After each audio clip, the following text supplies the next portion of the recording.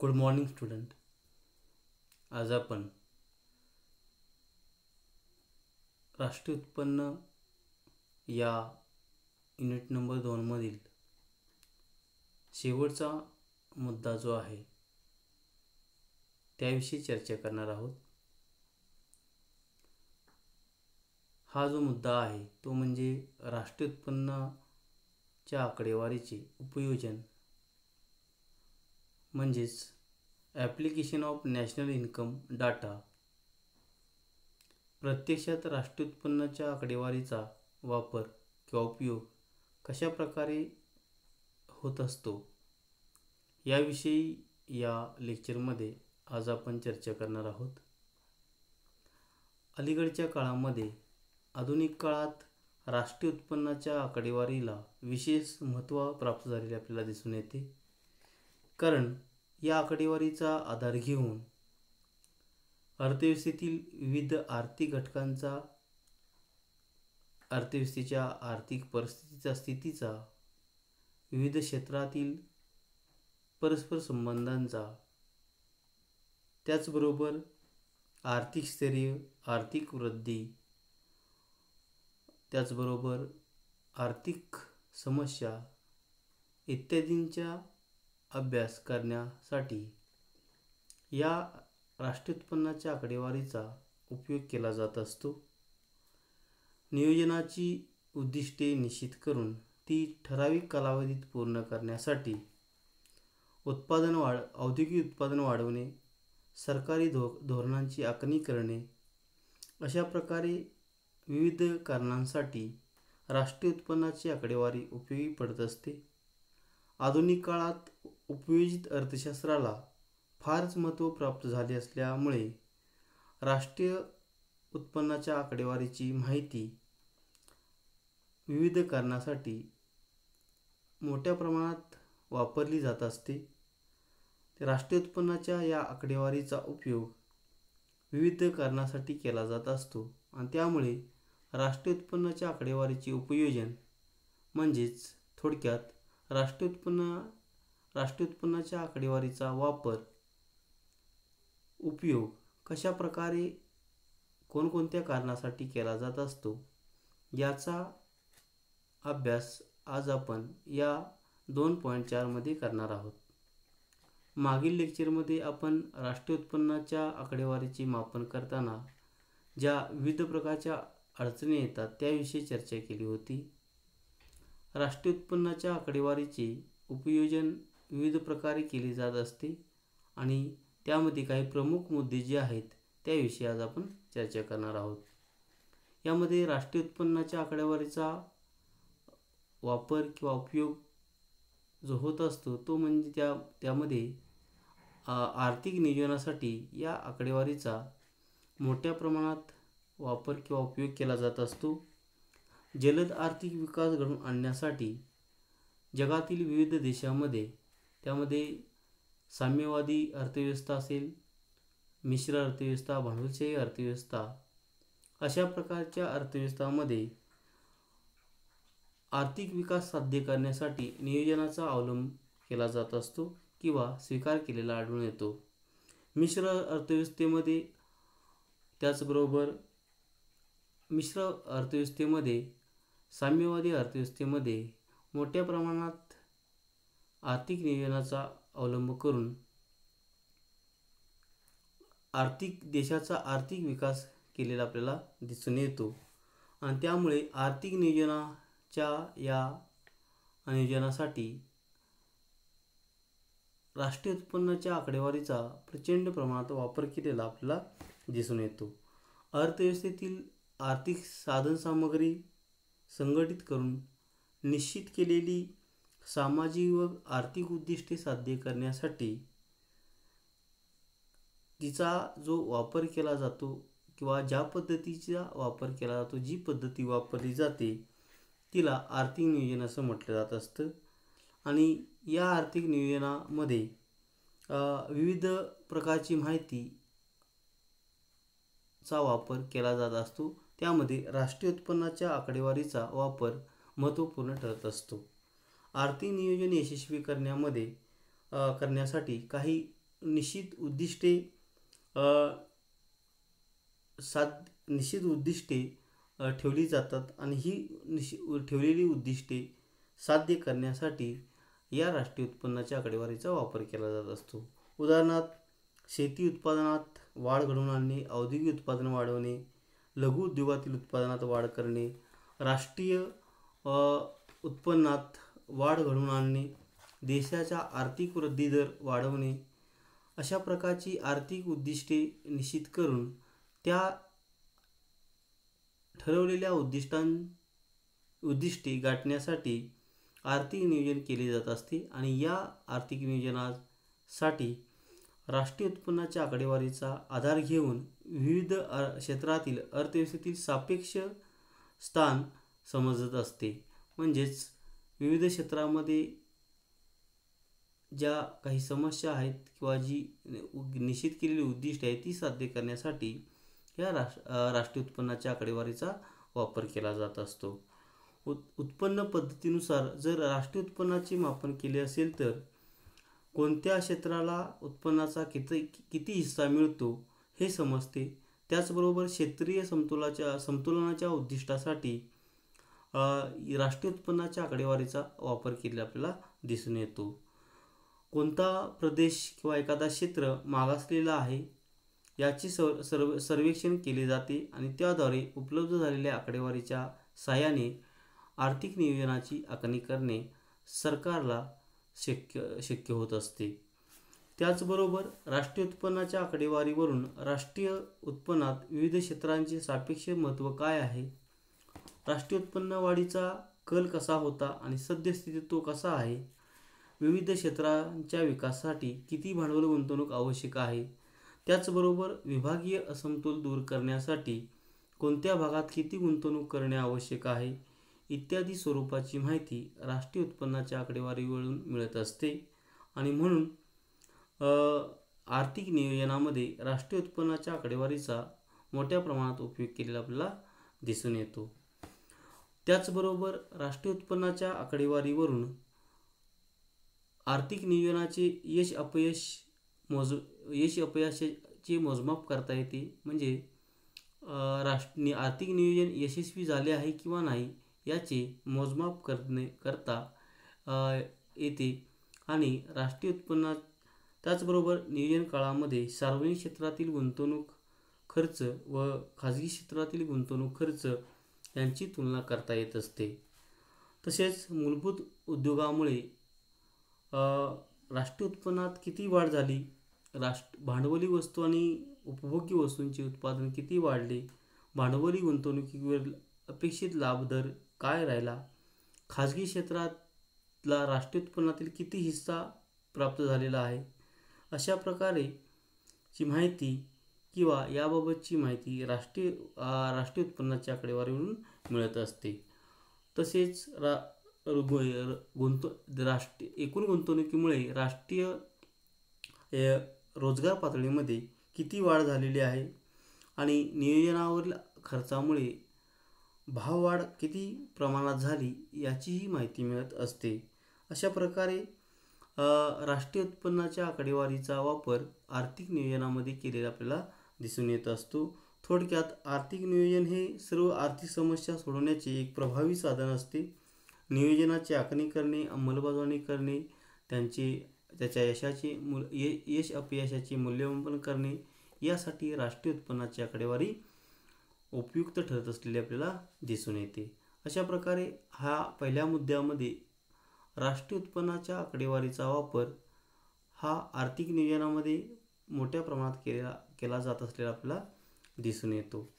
त्यानंतर दुसरा महत्त्वाचा जो मुद्दा आहे किंवा जो पॉईंट आहे तो म्हणजे अर्थव्यवस्थेचे नियमन करण्यामध्ये राष्ट्रीय उत्पन्नाची आकडेवारी ही उपयुक्त ठरत असते.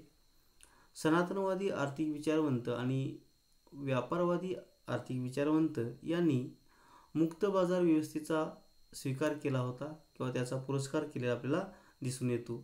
मुक्त बाजार व्यवस्थेमध्ये सरकारने कोणत्याही प्रकारच्या आर्थिक व्यवहारात हस्तक्षेप करू नये अशा प्रकारचा विचार किंवा मत मांडले जात असते. यामध्ये सनातनवादी आणि व्यापारवादी विचारवंतांनी या संकल्पनेला प्रचंड प्रमाणात प्रोत्साहन दिले किंवा त्याचा पुरस्कार केले आपल्याला दिसून येतो. परंतु जेम्स लॉर्ड केन्स यांनी मात्र या प्रकारची व्यवस्था किंवा अशा प्रकारचा मुक्त बाजार व्यवस्था एक प्रकारे आर्थिक समस्या निर्माण करण्यामध्ये उपयुक्त ठरत नाही आणि म्हणून आर्थिक समस्या सोडवण्यासाठी अर्थव्यवस्थेचे नियमन करणे आवश्यक आहे किंवा अर्थव्यवस्थेवर नियंत्रण ठेवणे महत्त्वपूर्ण ठरते, अशा प्रकारचे मत मांडलेले आपल्याला दिसून येते.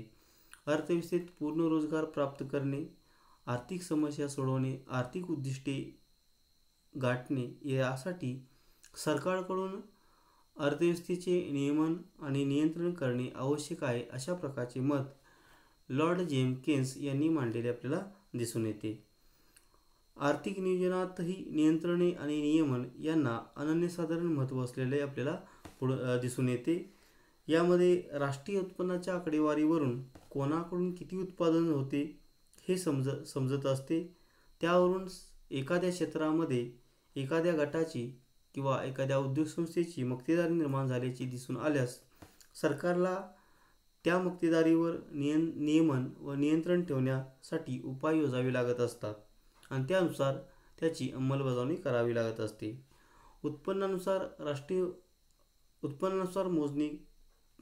उत्पन्न पद्धतीनुसार राष्ट्रीय उत्पन्नाची मोजणी केली असता किंवा राष्ट्रीय उत्पन्नाचे मापन केले असेल तर त्यावरून देशातील किंवा अर्थव्यवस्थेतील आर्थिक विषमतेची कल्पना येत असते.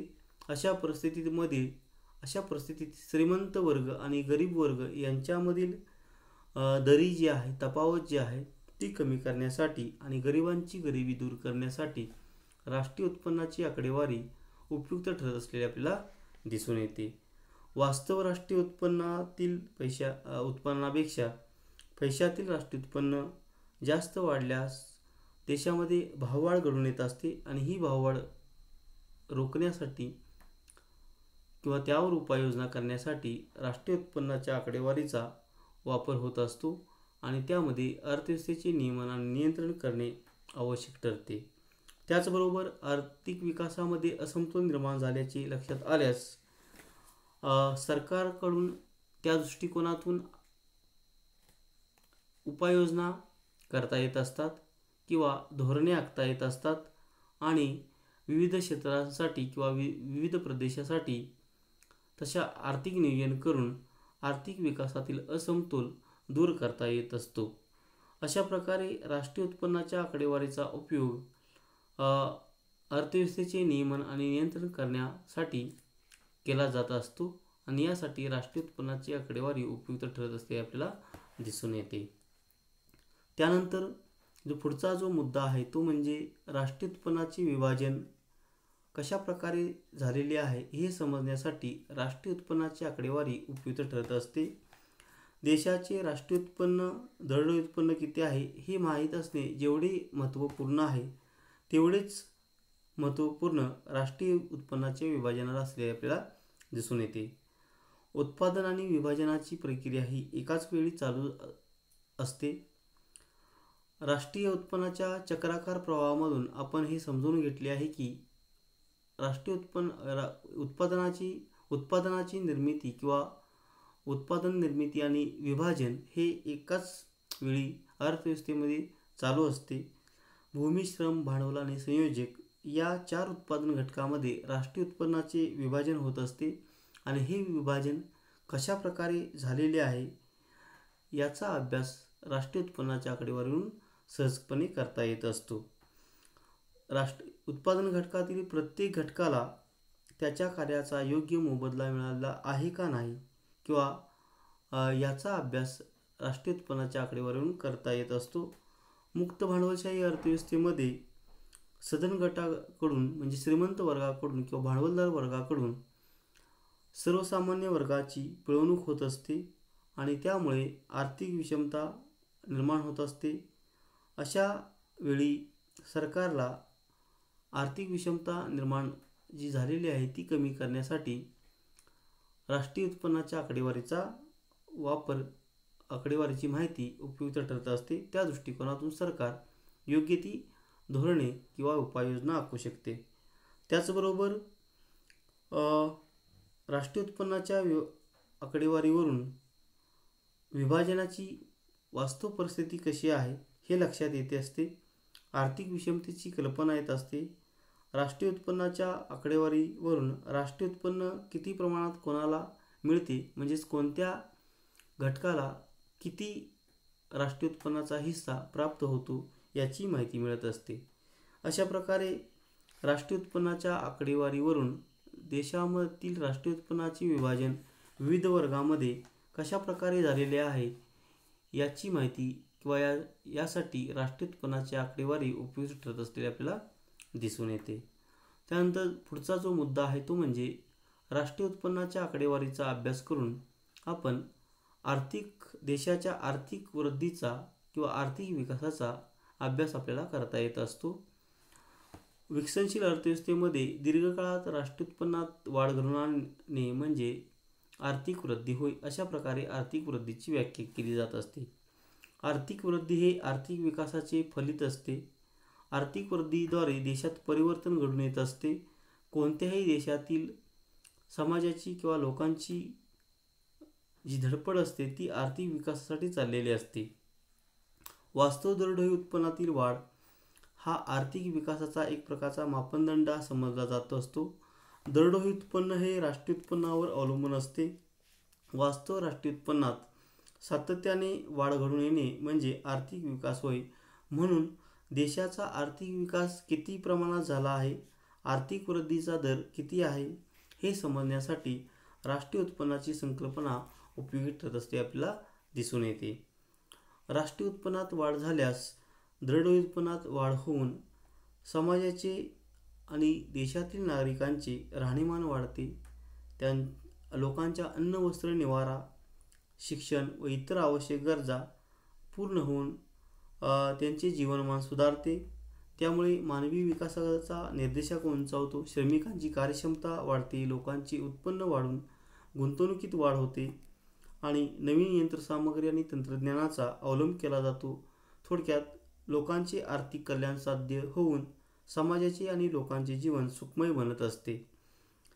अशा प्रकारे आर्थिक विकासाचा मापदंड आणि आर्थिक वृद्धीचा मापदंड म्हणून राष्ट्रीय उत्पन्नाची संकल्पना उपयुक्त ठरत असते. म्हणजेच आर्थिक वृद्धीचा अभ्यास करण्यासाठी किंवा आर्थिक वृद्धीचं मापन करण्यासाठी राष्ट्रीय उत्पन्न महत्त्वपूर्ण ठरत असलेले आपल्याला दिसून येते.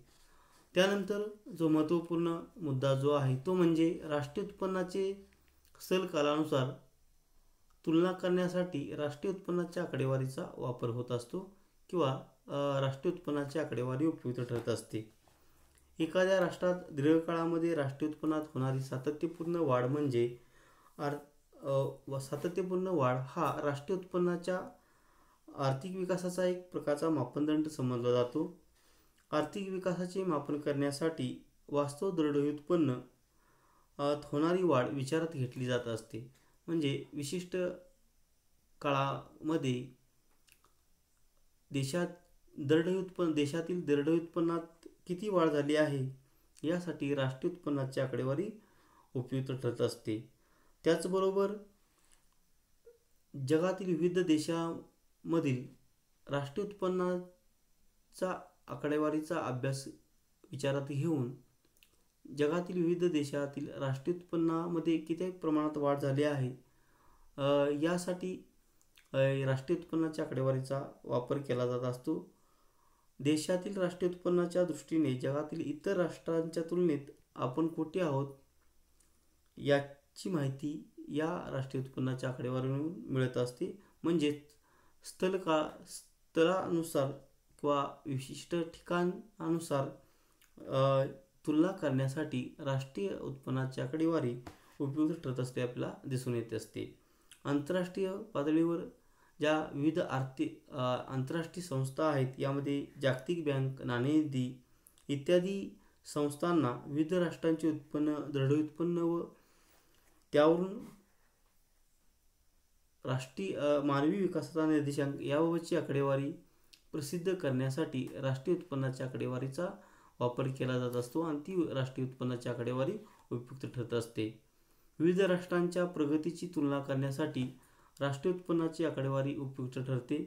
या आकडेवारीच्या सहाय्याने विकसित राष्ट्रे आणि अविकसित विकसनशील राष्ट्रे अशा प्रकारे विविध देशांची वर्गवारी करता येत असते आणि त्यावरून एखाद्या राष्ट्राला किंवा कोणत्या राष्ट्राला आर्थिक मदतीची किती आवश्यकता आहे यासाठी आंतरराष्ट्रीय संस्थांना धोरणे आखता येतात किंवा नियोजन करता येत असते.